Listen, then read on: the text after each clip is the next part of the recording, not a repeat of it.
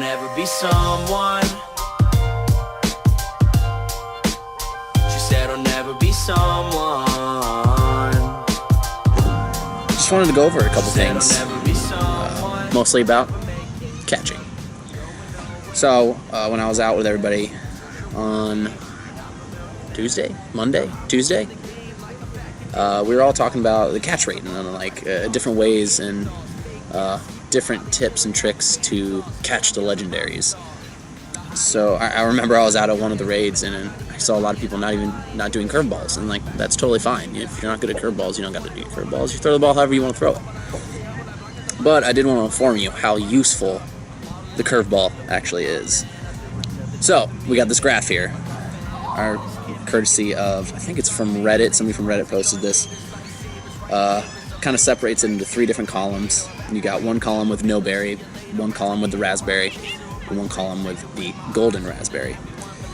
Then if you look, you also see 2 different groupings of line graphs.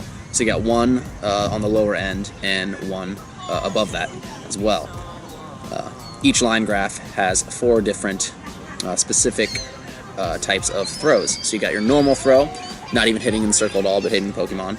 Nice throw, hitting the circle at its largest point. A great throw, about a medium-sized circle, and then of course your excellent throw, which is going to be the hardest circle to hit, but also your best chance of catching Pokemon. The lower line graph will start with your usual catch rate for the legendaries at 3%. No berry, normal throw, 3% catch rate. As we look at this graph, though, the line graph right above the lower line graph is simply the increase in chance by simply using a curved throw.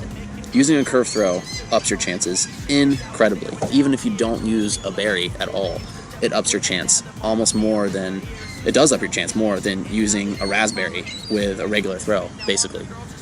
So, if you can practice your curved throws, it is vital. Your curved throws are so vital to catching the legendaries.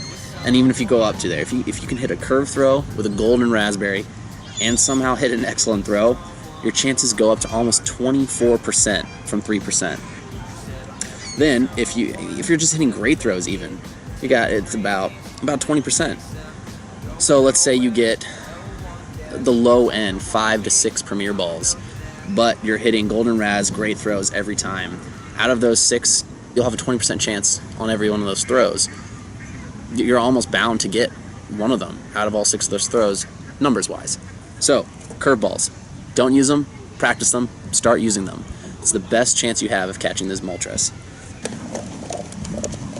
I wanted to kind of go over our Moltres catching videos, well mine at least.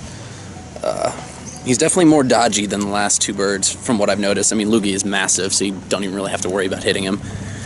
But the Moltres, for some reason, when he's at his lowest point, it seems to be really hard for me to hit. I slightly throw it forward and it just kind of flies over his head.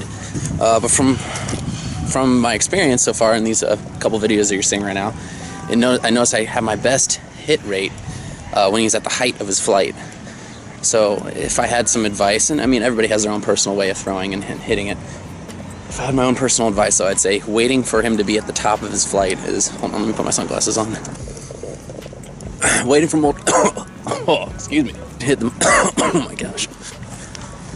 So yeah, waiting for Moltres to be at the height of his flight, from my experience, is the best time to not only utilize your curveball, but also your kind of full throw on the screen.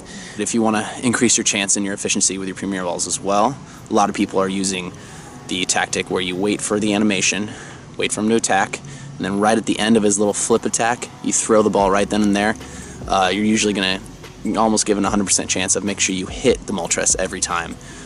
Doing that and waiting does not increase your percentage chance of catching the Moltres, but I guess in a way guaranteeing the actual hit of Moltres will in fact increase your chance.